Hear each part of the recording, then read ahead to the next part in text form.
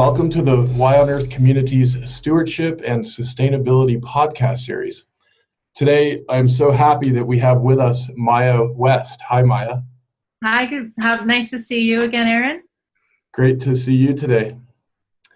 Maija West is the owner of the law office of Maija West and founder of Moxie Lab, a leadership company for emerging visionaries.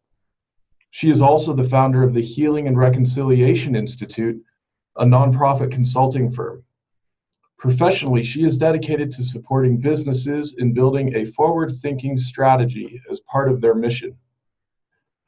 Her background as a civil litigator, land use consultant, and community bank enterprise risk officer has provided her with a strong legal foundation as she assists her clients from the startup phase all the way to succession and exit planning. Maija believes that helping create strong leaders is the path to growing conscious companies. Maija has served on the boards of the Ventana Wildlife Society, the Wahine Project, and the Taos Community Foundation. She is currently the chair of the Women's Leadership Council for the Women's Fund of the Community Foundation for Monterey County, as well as serving as a board member of both the Community Foundation for Monterey County and the Monterey County Rape Crisis Center. Maija is a graduate of the University of California, Santa Cruz and the University of New Mexico School of Law. She lives in Carmel Valley, California with her husband Cody and daughter Ava. Maija, it is such a pleasure to have you with us today. Thank you for joining us. Oh, Aaron, thank you so much. I'm happy to be here. You know, I'm struck knowing some about the work that you're doing and some of our recent exchange of notes leading up to our discussion today, that you are really on the forefront of bringing together so many different disciplines and domains of expertise, which it seems is one of the real keys to creating the stewardship and sustainability in the world that I know we're working so hard for. And I'm just curious, what is that like for you to be working in so many different realms day to day? Well, that's a generous way to say it, but I would say that sometimes I feel a little bit schizophrenic, right? But I delight in it. I feel like I'm in part of the playground of what it means to be a human when I get to focus on leaders and their work around building good citizens that can be responsive to changing times. Means I get to play with various industries, various types of leaders, and use different techniques in furtherance of that goal. And what is that when you're talking about this capacity for leadership in dynamic changing times? What are you seeing with your clients and the colleagues that you're working with out there? What's emerging?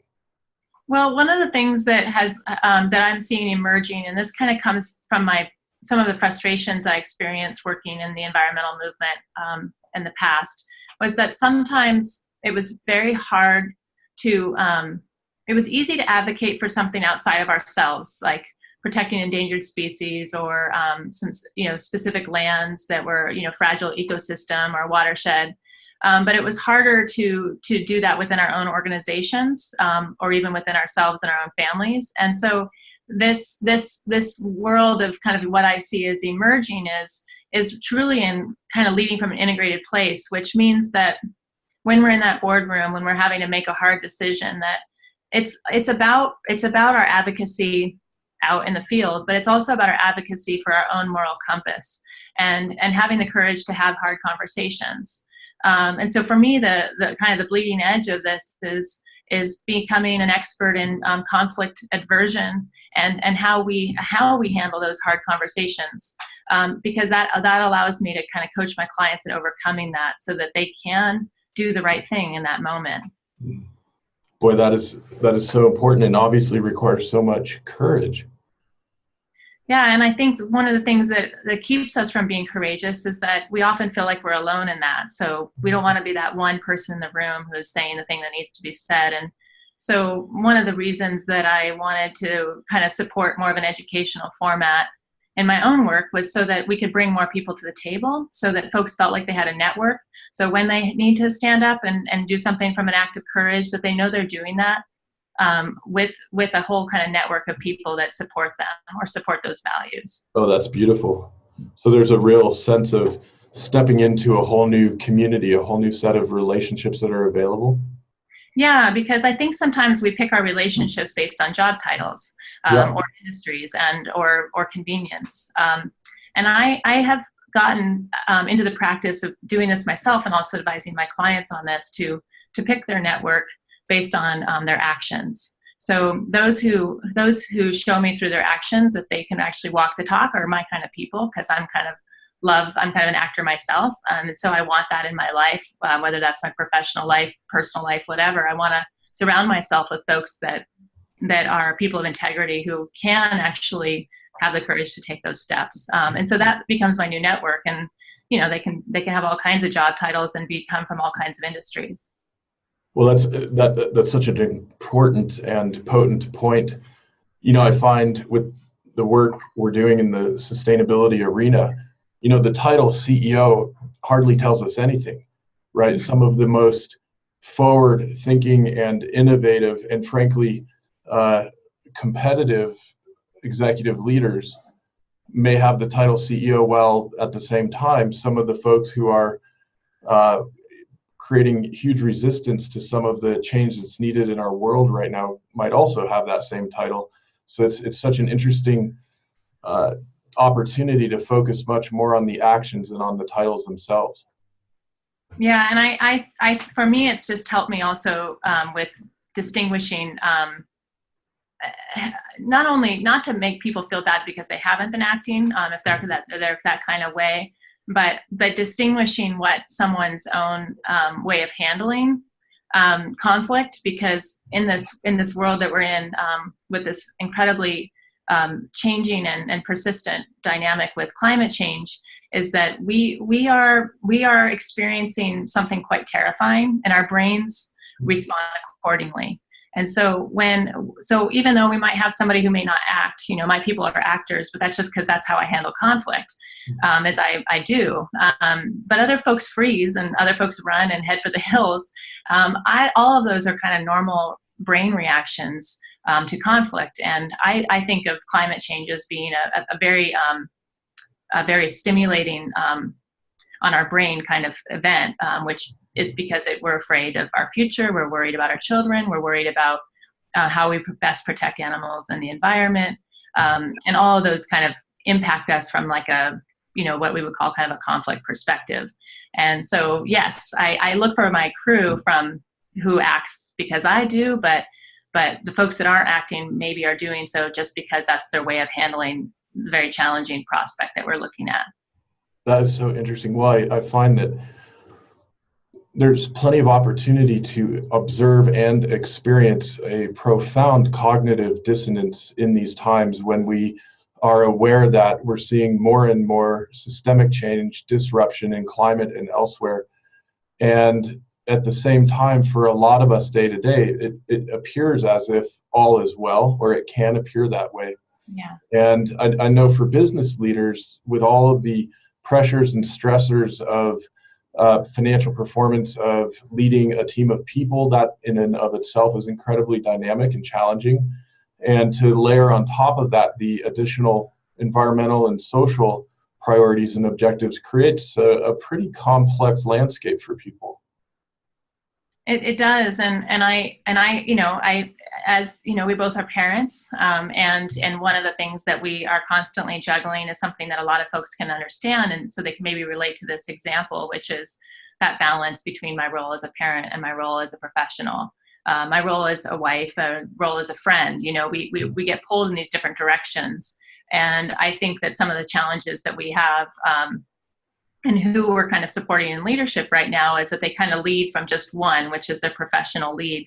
And sometimes that means that they're ignoring, the other roles that they play, whether that's their family or maybe their own personal moral compass or some other role that's a part of their lives. And they kind of override those or steamroll those other roles at the expense of performance. And so I think that's one of the challenges in business, is that exceptional pressure is often placed on just one aspect of their day-to-day roles, and then it underemphasizes the other ones. Yeah, interesting. Well, as was written in Why on Earth, the chapter Balance, we really dug into how essential it is for us to cultivate as much balance in our own lives as we can, especially when we're in positions of leadership.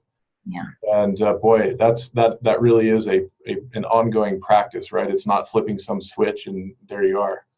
Absolutely, Aaron, and that's one place where I really connected with your writing, is that idea of that balance. For myself, I use the metaphor of what I call the braid of the integrated self. And that's kind of what I teach to in leadership, which is that if any point that braid becomes frayed, then I know I'm doing something wrong, and I kind of have to wait until I get them all back together again and back into a braid, because I think of the braid as being kind of like a way of thinking about the path of my life, and that I'm kind of bringing all these parts of myself along for the ride.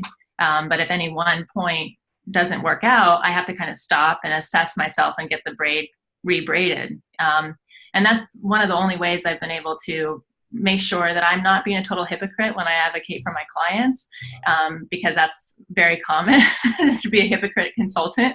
But I'm trying really hard not to do that.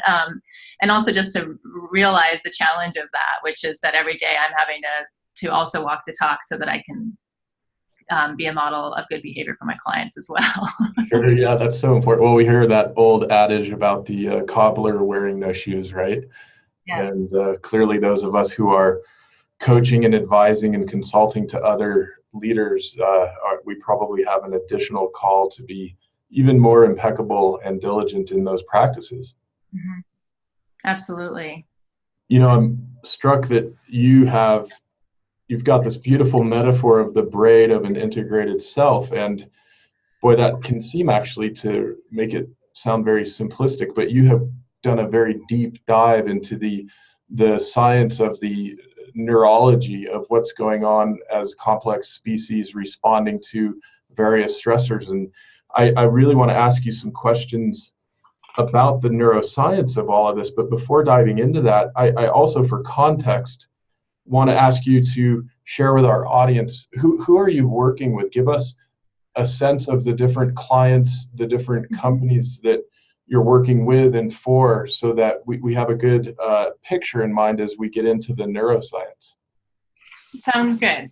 So I settled on forward-thinking leadership because I personally wanted to make sure that I included everyone that wanted to maybe approach their company or organization or sphere of influence from a new leadership style, regardless of titles, right? And so what for me encapsulated the forward thinking are those who are very growth oriented, vulnerable, and long view planners, or the people who want to be like them, right? So my clients are, small to mid-sized companies, and of course the leaders who pick up the phone are folks that fit that category of wanting that in their life and just not knowing how to get there. It's not necessarily something you learn in an MBA program or on the streets of being an entrepreneur in a startup. And I serve throughout the state of California under my law license. And so some of my clients I offer legal coaching to, and that's to create space for that long-term plan. So I jokingly call myself a high-paid metronome, like that old wooden box on the top of the piano that keeps the time.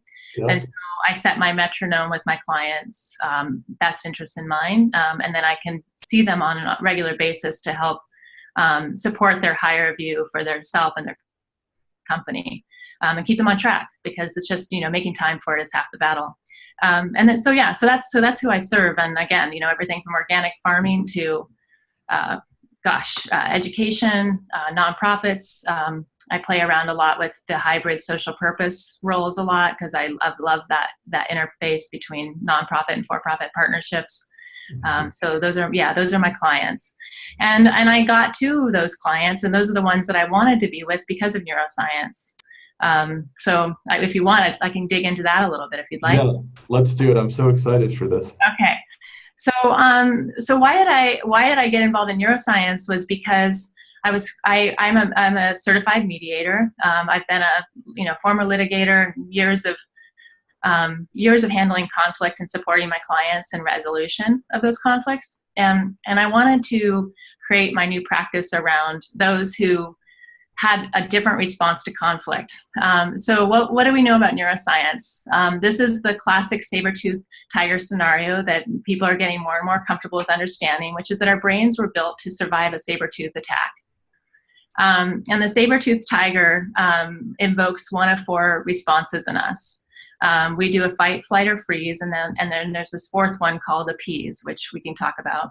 But in general, we all have one that we kind of go as our default survival instinct. So fight is obviously arguing with or actually throwing punches, depending on how bad you are with your fight response.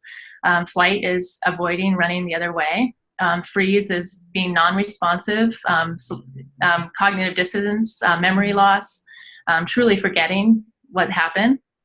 And then appease is sometimes trying to make friends with the thing that's trying to attack you, like which I can be guilty of. And it's one of those ones that, is kind of tricky. And so those four are kind of your classic responses to conflict. And from a neuroscience perspective, one of the things that we're just trying to do is acknowledge that when we have a challenge that comes up, whether this is a moral crisis where we have to say the right thing in the boardroom and we're the only ones to do it, or we have to fire somebody, or something that I wouldn't even imagine, but for that person is a conflict. We acknowledge that we have a kind of a dominant response, and in that way we can overcome our normal dominant response by coming up with a plan, so that we can overcome it and feel success. And then the challenge of this sometimes is that we can go our whole lives not realizing that we're actually responding to conflicts we want to avoid. Or we railroad everybody, or we hire a bunch of mini-me's and they all nod in agreement every time you speak. We have a tendency to create a life around avoiding the things that need to be done. And part of that comes from being an owner. Sometimes we have a little bit more privilege. We can be more selective in what we face, which means we can also be selective about what communities we live in, whether we recycle or not.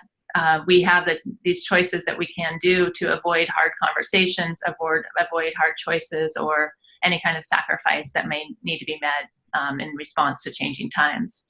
And so that's the neuroscience piece has come in quite a bit into my work. And so, the low-hanging fruit of that is how to do a confrontation, know how to do some basic conflict resolution. And so that's a huge part of our work, is identifying that which gets the owners of the company, helping them develop a more robust plan for that strategy, and then ideally bringing the whole team involved, to be involved in that process. It's so amazing how what we're talking about is human psychology, right? And a title might suggest we're talking about legal and business, but we're actually talking about human psychology here. Yeah. Because I've always been kind of a change maker. I came into this world, yelling, support for the underdog. And I always had righteous indignation about everything. And, my teachers in high school could tell you that I'm sure I was just exhausting for them. But I've always been interested in what makes people change. Yeah.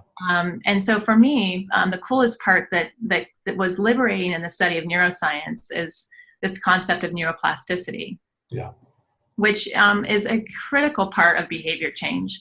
And so when we look at neuroplasticity from the perspective of business and being a responsible enviro-social business owner, what we're looking at is what are the baby steps that we can take in honor of our joyous future selves that allow us to create a new neural pathway for a change in behavior. And so that goes back to my high-paid metronome. All I'm doing is reinforcing the neural pathway for their decision-making around a better future and a more honorable self for them versus the habitual self that they were doing in the past. It's absolutely beautiful and profound on the one hand, yet really simple on the other. Yeah, this is not new material. We just sometimes we forget what works best are the basics, right? This stuff around neural pathway work is exactly what psychiatrists use to treat heroin addicts. It's about small goal setting around identifying things from a adversity and conflict perspective, honoring that we all need to feel safe when we make decisions, and even better yet, we need to be excited and joyous about the decisions we're making. And then that's the special sauce. That's what works. And so when we create a long view for somebody that sounds way more tantalizing than what they're doing today, we all can find ourselves in crap storms of conflict and how did I end up here? But if we create something that helps them imagine what it's going to be like tomorrow, and it sounds as exciting as possible, then they have the ability to take those baby steps and create the new neural pathway. So neuroplasticity is like the best thing in the world, because that means we all have the ability to do that. We're not born and die with these brains that we have. We have the ability to use our brains for our benefit and for others. Oh my gosh. Well, my own personal experience, I can attest to this a little bit with some work I did with a guide, and actually used a technology called EMDR, which you may be familiar with, may have heard of. Yeah. It literally seemed to have rerouted neurological pathway responses to certain stressors. So instead of dropping into that fight or flight mode, it was almost as if the thing just wasn't triggering me the same way anymore. Exactly. And so, so in the other work that I do, we use what I call kind of a trauma-informed and healing-centered approach, but it's the same stuff I do in the business, which is, the works of Dr. Bessel van der Kolk, who's an international expert on trauma, EMDR, and these kind of mind-body modalities do help us because we need the brain response and then also the body integration.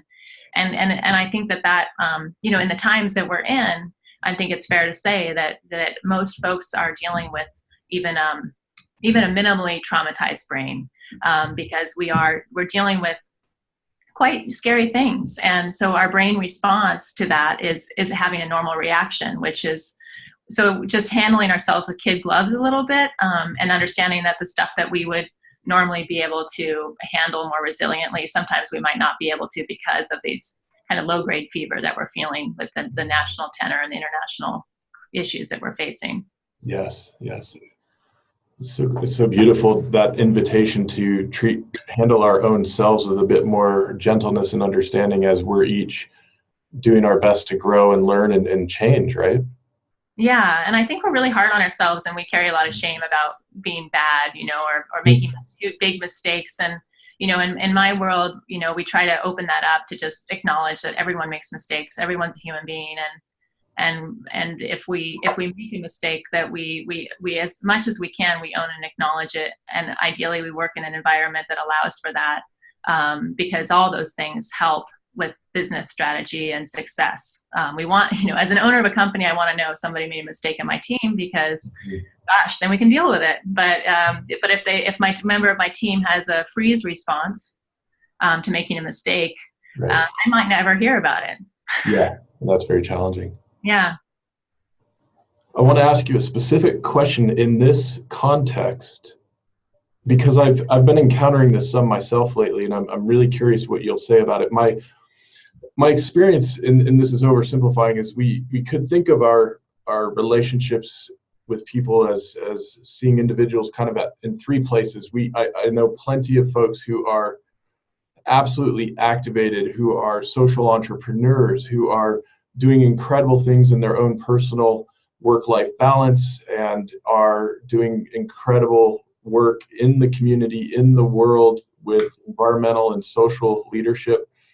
I also know a whole bunch of folks who are heading in that direction and who are really eager to learn more, to develop more tools, to develop more capacity, and in many cases are soaking that up.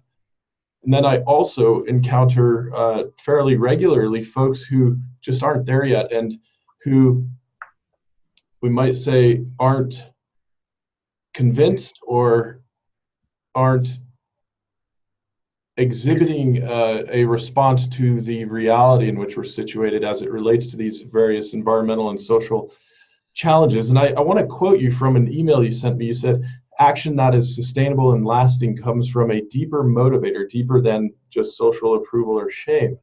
And it's one that is based on our personal reasons for wanting to be good guardians of the land and proponents of diverse communities. And I'm just wondering, in your experience, when we're working with folks who maybe don't even believe any of this matters, do you have any tools, techniques, approaches that you would share that help to unlock that a little bit?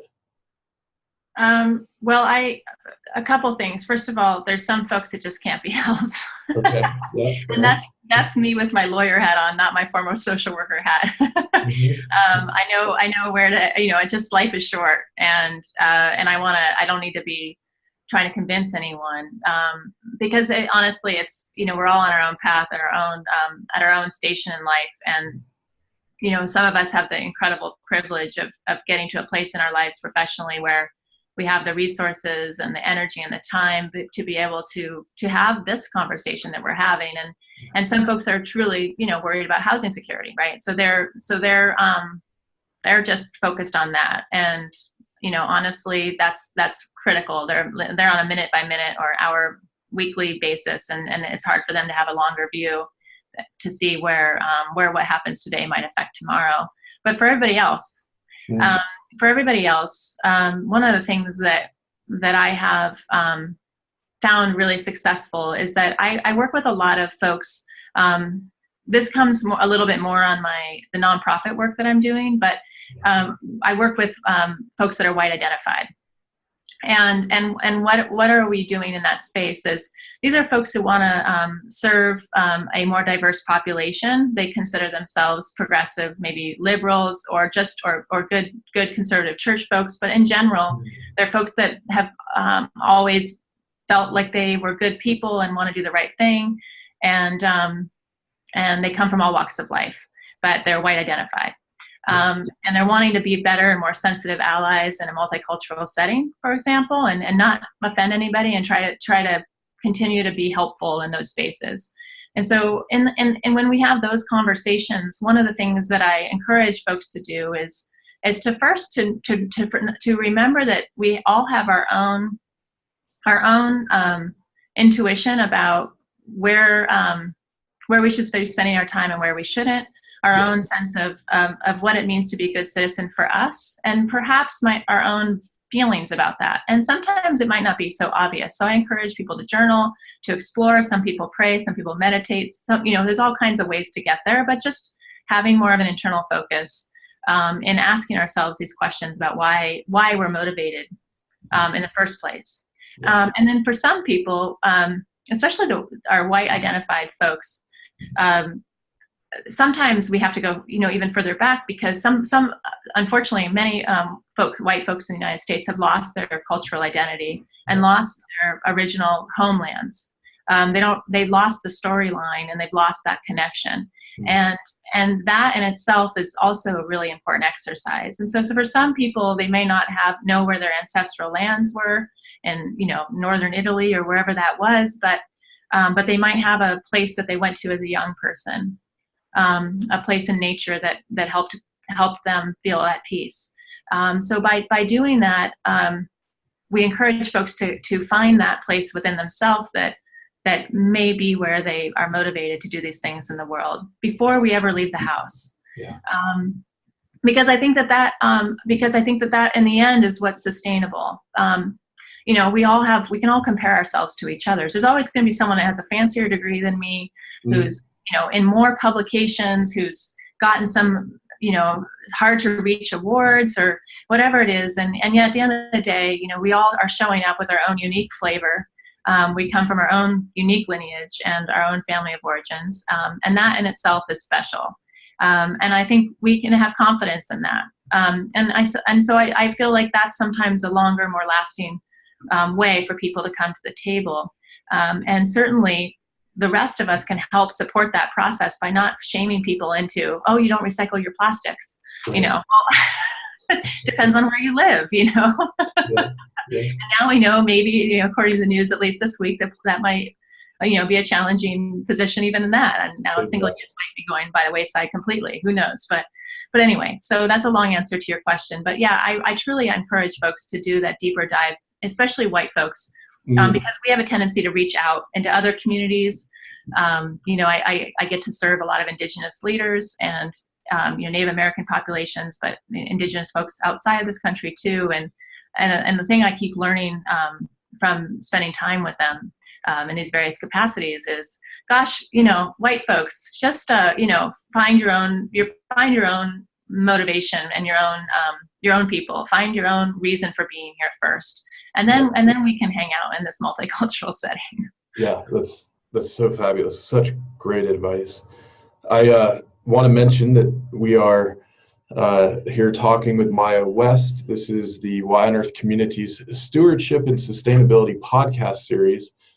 And you all can connect with Maija through several social media channels. There is on Facebook, it's Law Office of Maija West, and it's spelled M-A-I-J-A. We'll have this in the show notes. Twitter is Maija West Law. Instagram is Law Office Maija West. And LinkedIn, the Law Office of Maija West, those words all separated by dashes. And want to also mention that this topic is so apropos for a fabulous 3-day summit that the Y on Earth community is hosting outside of Boulder, Colorado, May 17th to 19th. It's called Massively Mobilizing Sustainability, Deep Leadership for the 21st Century. And Maija, with her network and friends, is offering a special discount code, Maija West, which will give you a 25% discount when you register for the summit, which you can do at yonearth.org. I'd like to also thank all of our sponsors for the podcast as well as the summit. This includes Patagonia, the International Society of Sustainability Professionals, Equal Exchange, the Association of Waldorf Schools of North America, Waylay Waters, the Lidge Family Foundation, Earth Coast Productions, and Purium. Thank you for all of your support to make all of this happen as we're each individually and together in our relationships growing, evolving, and cultivating ourselves as stronger leaders in the world.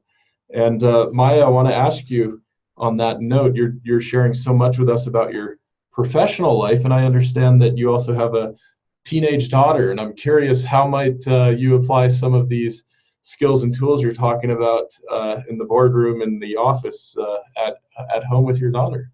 Well, thank you. Yeah, going back to being a hypocrite, I consider my daughter the hypocrite detector.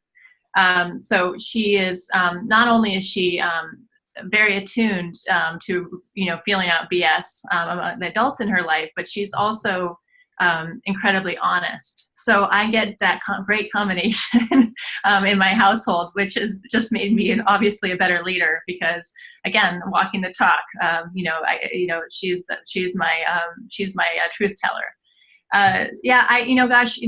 With my daughter, one of the biggest things that I have been responding to this last year, especially her coming into adulthood and feeling her oats in her own way and her own independent self, is the challenge around screens. And so we have personally just tried to do more family trips completely away from screens.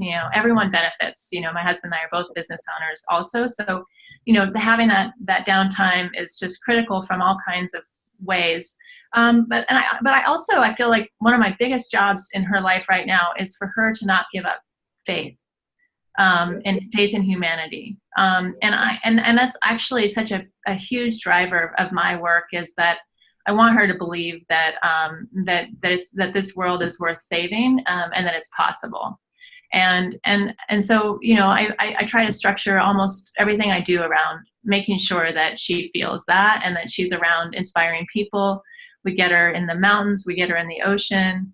We get her with people who care, who are, actively pursuing these things, and then to be in a friend group that keeps it light and humorous as well, to balance it out. So yeah, it absolutely applies. I mean, Aaron, I'm sure you can relate to this, but it's very important in these times that this next generation that we have that hope, Oh, I agree. So, wholeheartedly with that, and that hope, that faith, and that joyfulness. Boy, the cultivation of those things, it seems, is absolutely essential, critical, requisite to all of this work that we're doing. Yeah, and going back to the joy, that's the only thing that actually truly motivates us. You know, Uh-huh. I mean, if we're really looking at it from an authentic perspective. But I get to hang out with these amazing Indigenous leaders who are all, of course, environmentalists, because how could you not be, especially coming from these traditions and practices that they have. Yeah. But we were having a conversation about multi-generational trauma. Very heavy colonizing. Kind of this conversation around kind of reckoning our U.S. history. And it was quite intense, and there was a lot of people kind of heavily taking notes, and all these well-meaning activists. Everyone's just feeling it. Feeling the gnarliness of listening to this. And this woman from New Zealand, a Maori woman, starts a game of telephone to ask what's going to be for dessert. Uh-huh. I love it. I love it. And it disrupted everybody, and everyone was like, trying to listen, and then someone's literally in their ear saying, "What's for dessert?" And it shifted enough, and it was an acknowledgement of, look, we've got all this stuff going on, but we have to balance it with the joy, because we need to make this sustainable for ourselves. So we can do this good work, but we got to lighten it up a little bit on the side, and take a page out of the nurse's handbook. They have the best gallows humor of anyone I know, and it's because they came up with that humor at 3 a.m. in the ER, right? It's the same kind of lightness that we bring to this work. Oh, that's such sage advice. I absolutely love it. Well, Maija, I know we're just about out of time here for our conversation today, and I'm wondering, is there anything else you want to share with our audience before we sign off? I guess as we sign off, I think that I just acknowledge that that everybody that's chosen to listen to this amazing mission of this podcast, and to tune into the work of Aaron and the other leaders that he brings on to this recording, that in itself is making a choice. All of those little actions make a difference, and then every single one of us, through these little tiny baby steps, makes a collective impact. And so it's just been a pleasure to be here in service of your mission, Aaron, and I also thank the sponsors for serving your work as well. Well, it's so wonderful having you on our show, Maija, and thank you for all the work you're doing and for taking time out of your busy schedule to share this with us today. It's wonderful to know our audience will be able to listen to this soon. Thank you for having me. Bye. The Y on Earth Community Stewardship and Sustainability podcast series is hosted by Aaron William Perry, author, thought leader, and executive consultant. The podcast and video recordings are made possible by the generous support of people like you. To sign up as a daily, weekly, or monthly supporter, please visit yonearth.org/support. Support packages start at just $1 per month. The podcast series is also sponsored by several corporate and organization sponsors. You can get discounts on their products and services using the code YONEARTH, all one word with a Y. These sponsors are listed on the yonearth.org/support page. If you found this particular podcast episode especially insightful, informative, or inspiring, please pass it on and share it with a friend whom you think will also enjoy it. Thank you for tuning in. Thank you for your support. And thank you for being a part of the Y on Earth community.